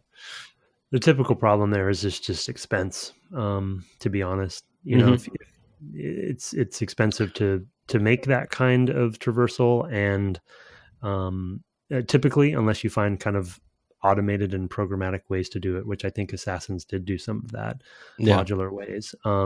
And also, if you have multiple ways, typically you can do it more quickly. So you're burning through content more quickly. More quickly. So you're like, well, it costs us this much to make that wall. Now it costs us 3 times as much. Yeah. Because they can finish it in seconds, you know. So it's an interesting problem, but it's a hard problem. Yeah, procedurally generating some of these things is that's a whole nother topic that I have thoughts about that we should talk about sometime. Anyway, off air. I have one that's real quick from Lonely Bob K. We've heard from before. Hey, Lonely Bob says, Tomb Raider feedback. Hey guys, great to hear you discussing Tomb Raider 1. This game in Mario 64 truly brought 3D platforming to the next level. I don't know what's more amazing, that you can play Tomb Raider on an iPhone, though the touchscreen controls are terrible, with capital T there, or that you can play Tomb Raider in your browser on archive.org. And he gives a link. I will put it in the show notes. He says, we live in amazing times, gentlemen. Keep up the great work on the podcasts. That is from Lonely Bob. Thank you, Lonely Bob. I will put that in the show notes. I thought that was kind of amazing that you can just go play the game in your browser. That's where we are now. We can play it in a JavaScript emulated way. That's pretty amazing. Now I have one that's quite a bit longer. And hopefully I can get through this. Okay, it's Inescapable Abstraction. It's from Tim Dooley. He says, gentlemen, in your most recent episode, speaking of Tomb Raider's level geometry, Tim raises the issue of balancing abstraction and realism in game design. This is a rich and multifaceted topic that I've had some occasion to think about during recent playthroughs of Breath of the Wild and Horizon Zero Dawn. The latter achieves a degree of verisimilitude not attempted by the former, but with the consequence that abstraction creeps back in through the back door, so to speak. The environment is so richly detailed that the developers found it necessary to mark the items with which the player can interact with a vertical white line capped by a triangle. It's in part the clean abstraction of Breath of the Wild's visual style that makes this kind of labeling unnecessary, and after a little experience, the player can tell at a glance what objects are manipulable. Gaminess, in quotes, will emerge, whether on the front or on the back end. Another example, many Japanese RPGs have featured world maps on which are marked only a few locales permitting entry. This abstraction has become, for easily understandable reasons, less fashionable than the open world scheme, but it's well to remember the advantages of the world map model. I can name 3. First, it neatly allows a degree of narrative focus that open world games struggle often clumsily to attain. Second, it allows the player to assume that all of the boring or disagreeable parts of the environment have simply been left off screen, whereas when the player can explore the entirety of a huge map, certain questions occur to the thoughtful, such as, where are the latrines and garbage dumps? What do all these people eat? Why haven't I seen any land under cultivation? Why isn't anybody anywhere working? Why is there such an absurd number of foxes everywhere I go?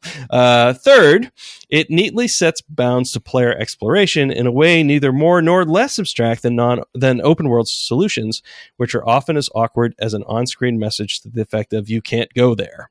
Once again, abstraction and gaminess every way. I would guess that improvements in technique or computer processing will never resolve the issue, since abstraction is at work in every game, and I could add, at work in every story. In contrast to the mess and confusion of life, games provide the pleasure of well-defined goals, perfectly obtainable by the skillful use of well-defined tools. Further, most every part of a game's visuals may be regarded as belonging to the user interface, which can only become so sophisticated before becoming unusable. I'm interested to hear what you might add to or subtract from these points. Many thanks for the podcast, which I always enjoy. May I add that I do lament the passing of the quotes, counter from the show notes, and inquire whether Tim knew it existed. And this is from Tim. He says also, P.S. at Larry Holland's recommendation, I read Jonathan Hates the Righteous Mind. Not the recommendation I expected from a games podcast, but that is an excellent read. Timothy, I will echo that. Jonathan Haidt informs a lot of how I think about morality and how better moral systems might emerge in games. That is totally a subject for another day. It's only a postscript for yours, and so I've just thrown it in there. Your thoughts on abstraction. That is a big and rich topic in and of itself. We kind of touched on it a little bit, talking about the white lines and things, but yeah, go. Here, I've just thrown, here, have this grenade. Oh boy, yeah. Yeah, this could be a long topic. As you were reading his excellent email in question, I guess the first thing that came to mind as a sort of summary, boiling it down for me, to be honest, I think what I've come to believe, and this is a gross generalization, and I know it's not always the case for every player, but I'm just going to say it for simplicity's sake this way. I actually think that people play games because they want that abstraction.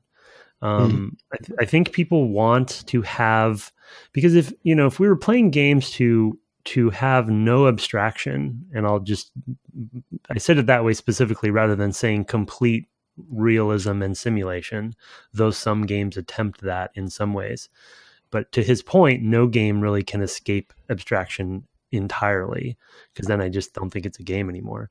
But I think because it's an entertainment-based medium for the most part, most people come to it because they don't want to see the trash collected. They don't want, they want to be handheld a little bit. And sometimes, you play a Dark Souls or whatever, and you don't want to be handheld that much. But even in those games, they have plenty of the same abstractions.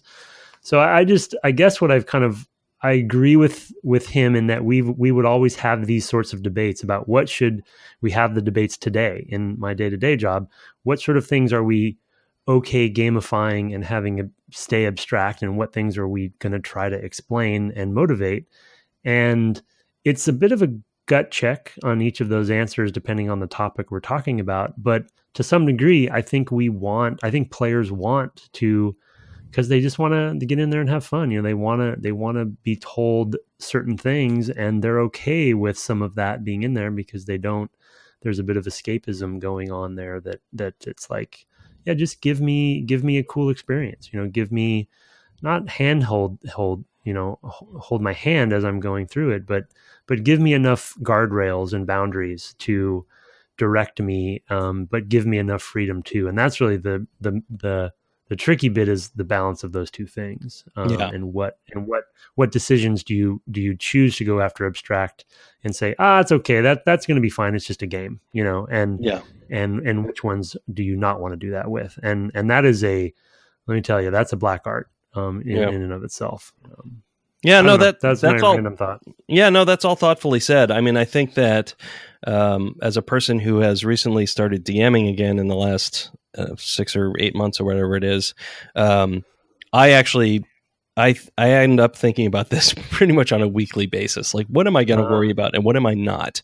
They're going to get on a ship, and I might mention what type of ship it is and how many levels it has and how many masts maybe, but that's going to be about it. And they're probably not going to have to worry about that ship again, unless the ship itself is some kind of focus for the gameplay. So it's the same. They get on horses to go somewhere.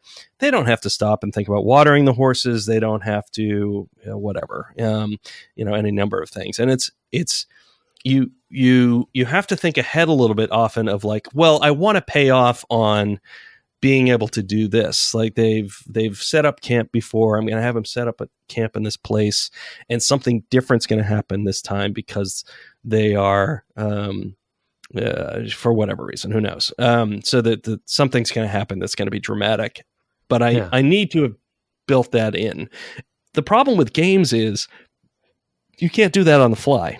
Oh yeah. You have to think. You made all these decisions early on, often in pre-production, and have made these decisions, and it's hard to correct for them. I mean, I think that actually part of the problems that we've voiced with this particular game in Tomb Raider are sort of decisions that they didn't really firmly make, and that they let themselves kind of slide one way or the other. Yeah, they didn't really know what the answer to some of these questions were, and so they hadn't even figured out what some of their abstractions were, and that could be frustrating for the player. And so you totally see, because our expectation is the computer has got some rules that we're living by, and they're not really flexible, that we have to live with those abstractions. We're stuck with that. I also wanted to point out that, not only is it a matter of artistic skill that has made these games able to be so kind of amazing and have stuff blend in so well, but, and you sometimes forget this, sir, but also technical skill. I don't know why I would think of that as a programmer, but yeah, I mean, there's a certain amount of engineering that goes into these things as well. And we kind of pride ourselves on driving towards that amazing level of that. I mean, I think that one of the interesting places where this will continue to be an issue is in the behavior of AI, whether friendly or enemy. Because you have to make the same sorts of decisions at some point.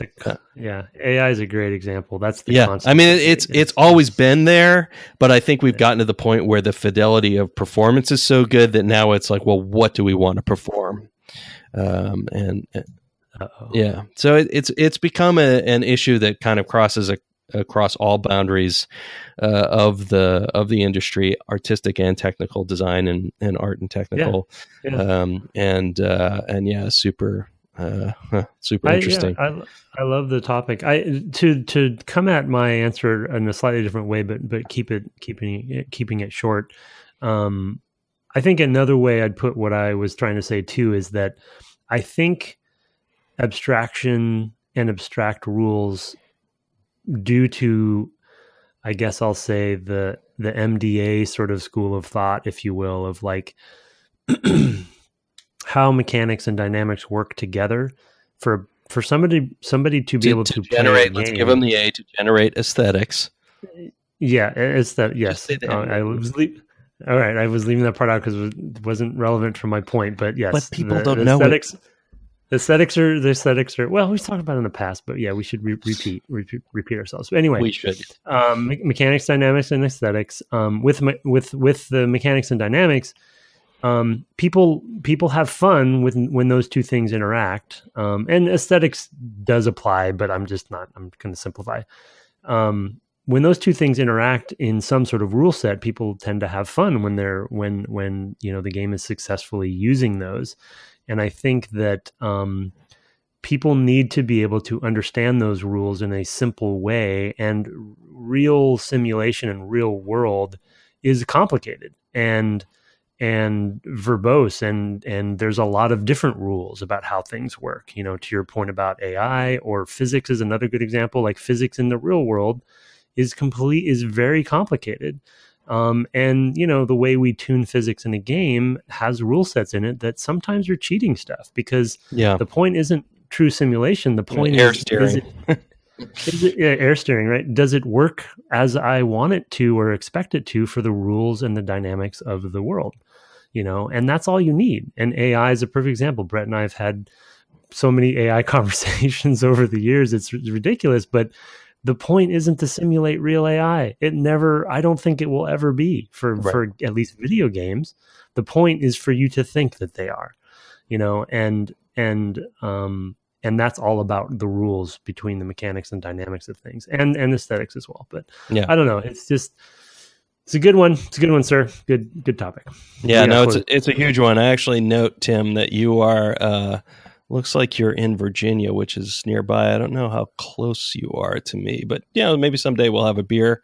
We can talk about that in even more detail. So I Careful will what leave. You wish for. I mean, I'm not Tim's ever gonna. side. Oh, okay, sure. Yeah, there we go. No. I'm getting a beer out of this. That's what I'm wishing for here, sir. All right. Let's just do one more. I gave you another one. So why don't you go ahead and do that? Oh, okay. All right. Yeah, we're getting long, so I thought we were going to cut it off. This one's pretty long, dude. No, it's examples. Okay. It's not a lot of discussion. I think. Okay. Subject is game mechanics and story for Zimmy. Oh, this is Zimmy. Is this Zimmy Finger? It is. Zachary? Yeah. No, he's talking about Zimmy Finger. It's in response to Zimmy Finger. Yeah. Oh, okay. Zachary Crownover. Hi, Brett and Tim. This email concerns specifically a subject broached by one Zimmy Finger in last week's episode. Last week's, whatever week that was. Yeah, always instances of game mechanics and story merging beautifully, quote unquote, beautifully.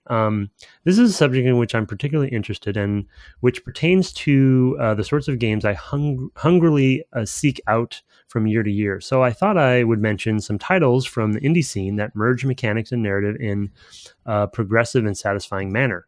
The first one, Brothers, A Tale of Two Sons, was the first title to cross my mind as the player's simultaneous control of the eponymous brothers via the... is that eponymous? No, is that right? Eponymous? Yeah. I'm sorry. No, it's okay. Via eponymous. Eponymous, okay.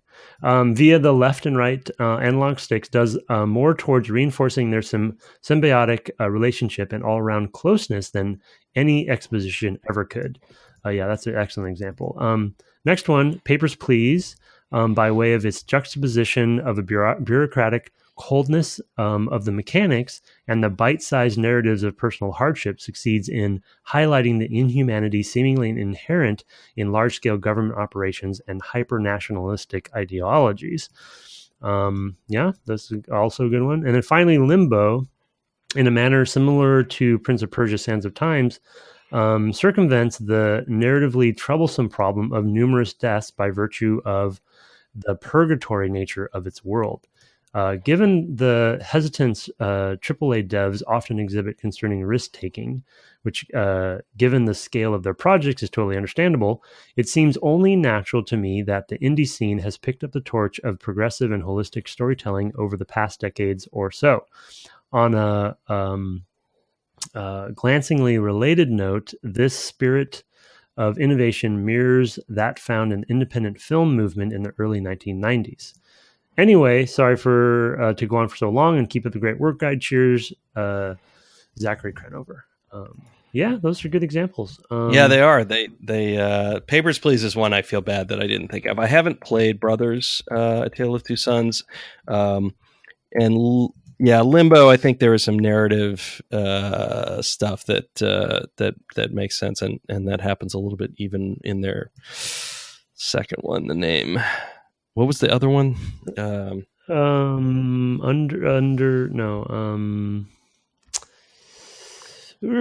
People are yelling at their the other one podcast. I know. Underground. No, Inside. Inside. Yeah, it's close. Underground, inside, whatever. It is. A lot of it's underground, Tim. That's fine. And another one I thought of actually in the indie sphere is Cart Life. Which I think has 2 or possibly 3 stories in them where you're basically taking over a cart of some kind, like a newspaper cart or like a hot dog cart, that sort of thing, to explain what the cart is in Cart Life, not like NES cart. So it's a game where you actually, some of the mechanics echo what you actually would have to do as a person selling newspapers. You got to cut off the thing that they come wrapped in. You have to make change quickly and things like that. It's an interesting game. And then of course the story echoes the stories in that echo sort of the trade-offs you have to make when you're not making a lot of money, because you're only selling 35-cent newspapers at a 10-cent profit, each day. So that's another one that I came up with. Yeah, but this is definitely a good list of some indie things that I think do a good job. The other, although still kind of will ultimately end up being in the indie space, to his point, his kind of macro point there. The other area that I'm interested to see, and I think the next kind of big wave of innovation will probably come in this particular category, will be VR, I think. Because some of the things you see people experimenting with VR because of that new kind of, interface and medium, and the concept that you are much more present.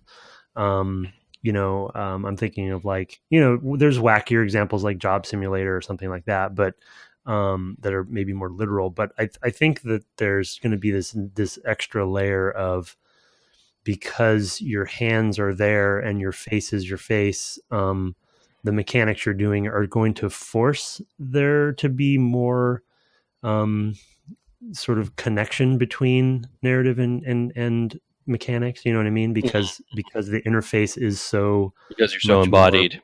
Yeah.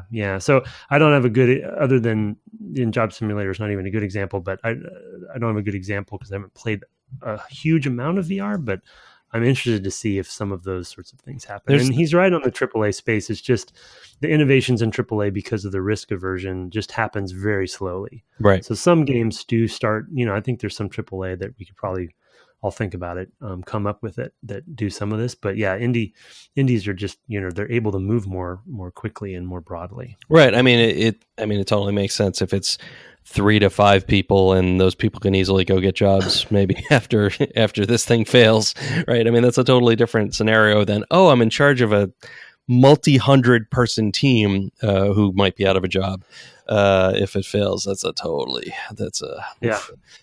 place to be in. He made a good point about the indie film movement in the 90s, because it's a really good example of what I think we're starting to see, and we will continue to see more of for games, because a lot of those indie films that were those sort of sleeper hits, or just like like a Memento or something like that, conceptualizing video. Started to then bleed into mainstream, 10, 20 years later, where it's like the big budgets were then copying some of those independent film innovations, whether it be storytelling or tone or style, and then, integrating some of those stuff. So kind of stealing backwards in a way. Oh yeah. I mean, the risk takers were.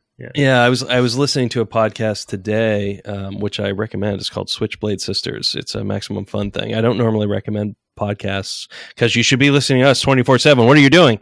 But it was an interview with Sarah Gamble by the host April Wolf about being John Malkovich, and talking about how the way that movie established this world as kind of a normal place where it was already kind of a little off kilter with this 7.5 floor in this building. And then it's not till you're almost a half hour in that you actually go into John Malkovich's head.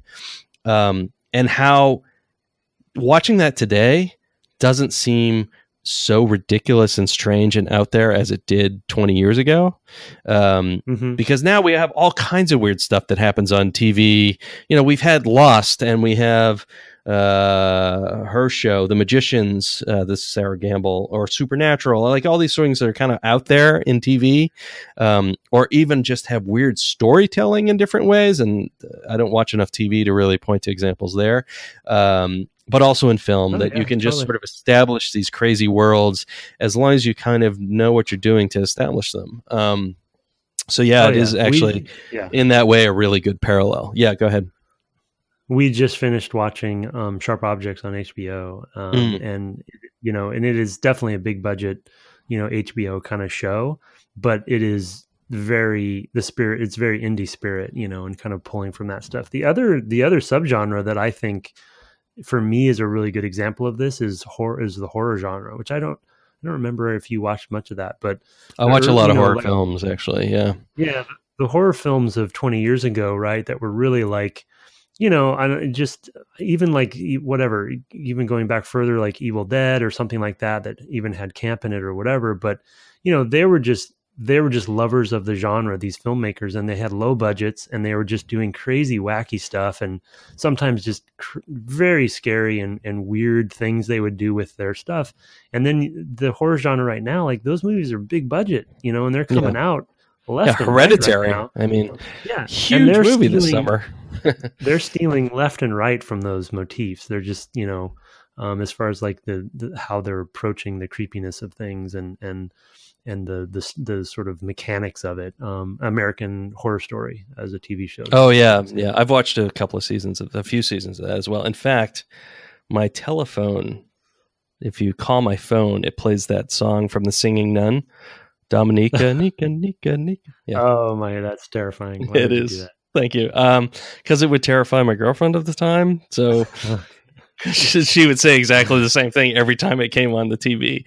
That is terrifying. How did they find that song? And I'd be like, I listened to that song when I was a child. Does this explain much about me? Anyway, that I think is the amount of email we're going to cover this time. And you've seen a little bit too much into my own personal history. So it's definitely time to stop. But for sure, I mean, I think that actually there's some films that I've seen recently, like The Endless and Resolution, are pushing horror in other directions, and you're like, that well you can dive into again and again and again and go even stranger places. So, yeah, for sure. Anyway, I should plug a couple years ago, maybe 3 years ago, I did the whole month of October. I did a blog where I'll put the link in the show notes. It was something like 31 days streaming screaming, or something like that. 31 nights streaming screaming. I have to look it up. I can't remember the name of my own little tumble blog I did for 1 month. But I streamed like 35 movies because I had some double features and talked about them on this blog. That was a one-off, short-lived thing, and so I'll throw that in the show notes if I can. Forgot about that. Yeah, I know you never read it, so it didn't stick with you. It's fine. No, just of your horror, your horror being such a big fan, especially our October game that we've been playing. So trying to keep that theme. Probably the game after next, maybe. It's actually the next game. I think we're already in September, sir. Yeah. Depends on the length. We already decided we're going to play Thief. Is it? Did we already decide? Okay, we decided that months ago. Oh God, this guy, he goes off to the woods. He forgets everything. Okay, anyway, that just takes me one day, and I'll forget everything. Anyway, that is true. So, I mean, they got 2 episodes in one with this one. They really did. Almost 2 hours. I know. I feel like we did a bonus episode. Yeah, we totally are. So we're going to cut it here because, oh my God.